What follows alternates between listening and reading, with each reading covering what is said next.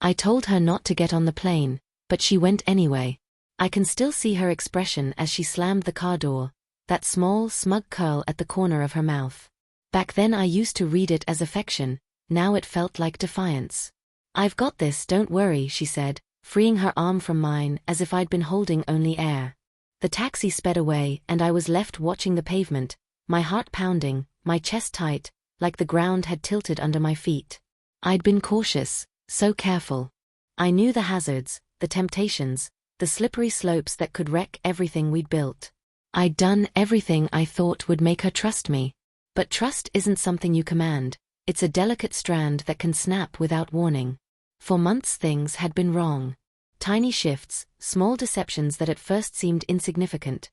Secret phone calls, sudden excuses to leave work early, hushed conversations she cut off the moment I walked in. At first I probed gently. "Is everything okay?" I would ask, trying to ignore the tightening in my gut. She'd laugh it off, wave it away, and I would swallow the worry like some bitter medicine. I wanted, needed, to believe her. Still, the signs were there. The pattern was unmistakable. When she told me about the conference in New York, a corporate retreat she insisted was essential for networking, something inside me hardened. It wasn't anger so much as a colder thing, experience, instinct. I understood what that trip might mean if she wasn't alone or if she wasn't truthful. That morning I warned her again. I watched the company shuttle's live feed from a small, sterile control room where banks of monitors blinked with names, timetables, and access logs. After years with the company, I had access. The irony stung. Trust had been given to me, but it runs both ways. Sometimes protecting someone means taking away their freedom, even if it hurts. I revoked her corporate access. The click of the keys sounded louder than I expected. My heart raced as I leaned back and stared at her name on the manifest. It felt like cutting a cord that had been holding us together. "You can't go," I whispered, as if the miles could hear me plead.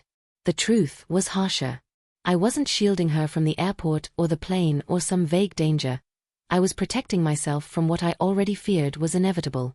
When she called, the shock came first. Her voice was sharp, accusatory. "Why can't I log in? What did you do?" I paused, choosing my words. Every part of me wanted to tell her to be truthful, to explain, to mend what was unraveling. But whatever could be fixed, the damage had already begun. "I had to," I said at last. "I couldn't take the risk. Not this time." Her laugh was thin and cold, cutting over the line. "Not risk it? You mean you don't trust me after everything?" "Not everything," I corrected softly, throat dry. "Not when I see the same pattern repeating. Not when I feel like I'm losing you." There was a stunned silence, then she hung up. It was the first real, wrenching quiet since this whole nightmare began. 4 days afterward I replayed every exchange, every look, every omission I might have missed. I turned into an investigator in my own home, following the faint outlines of lies with a precision that unsettled even me. And then I uncovered it all: the emails, the hidden messages, the flight reservation under a false name, the late-night meetings that had never existed. My hands trembled as I read, not out of fear, but because of the crushing sorrow pressing against my ribs. The betrayal wasn't an idea, it was solid, undeniable, a living thing that had been growing quietly in the corners of our marriage. Part of me wanted to confront her immediately, to shout, to demand answers. Yet another part, the one still clinging to love, longed to understand. Why gamble everything? Why exchange honesty for secrecy? Why chase danger instead of choosing what we had built? When she finally walked through the door, the tension was so heavy it seemed to thicken the air. She tried to act normal, light, as though the last week hadn't ripped through us like a storm. I didn't let her slip past me. "Did you think I wouldn't notice?" I asked, voice quiet but steady, eyes fixed on hers. She blinked, caught off guard. "Notice what?" "The flights. The messages. The fabrications," I said, shaking my head, the disbelief twisting into something rawer. "Everything you did while pretending you were working late, while pretending you cared." Her face reddened, guilt mixing with defiance. It wasn't like that. It wasn't like that." I repeated, barely above a whisper. Every word was heavy, brittle, spoken from the center of a breaking heart. You were planning in secret. You were hiding. You risked us. For what? A thrill? Attention? Something you couldn't even admit to yourself. She opened her mouth, then closed it again, gaze dropping to the floor. The silence that followed was louder than any fight we might have had. I warned you, I said at last, my voice steady now though my chest ached.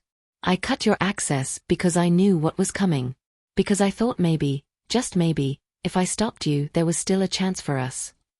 Her eyes softened then, not with regret, but with the realization that the facade was crumbling, that the walls she had built were falling apart. I didn't think you'd ever, she began. I did it because I loved you, I admitted, the words unrefined, jagged. And now I see love alone doesn't hold anything together when trust is gone. The room seemed smaller, air heavy with all the unspoken truths and shattered illusions. Yes, there had been love, but also deception, omissions, and pain. That was the moment I understood. Love can't shield you from betrayal. Only truth can. And she had abandoned truth long before this. In the days after, I created space. She tried to explain, begged, cried, offered justifications that collapsed under the weight of evidence. I listened, sometimes calm, sometimes bitter, trying to reconcile the woman I cherished with the choices she had made. But reconciliation doesn't arrive easily. It might never arrive at all. Trust, once broken, becomes a puzzle with missing pieces you may never recover. And yet, amid the heartbreak, a strange clarity emerged. Love isn't possession or control, it's recognition. Recognition that the person you want may not be the person standing in front of you. That's the cruelest part of betrayal. It doesn't only shatter your heart, it shatters your expectations, your illusions, your sense of reality itself. Weeks later, one evening, she approached softly. Can we talk? She asked. I looked at her, really looked. For the first time, I saw the fear, the shame, the awareness that her actions had consequences beyond her own desires. I nodded, not because I had forgiven her, but because I finally understood something important. Closure isn't about punishment. It's about truth. I made mistakes, she said, her voice shaking. I was selfish. I didn't think about us, about you. I know, I answered simply. And I don't know if we'll ever get back what we had. But I do know I needed to see the truth, no matter how much it hurt.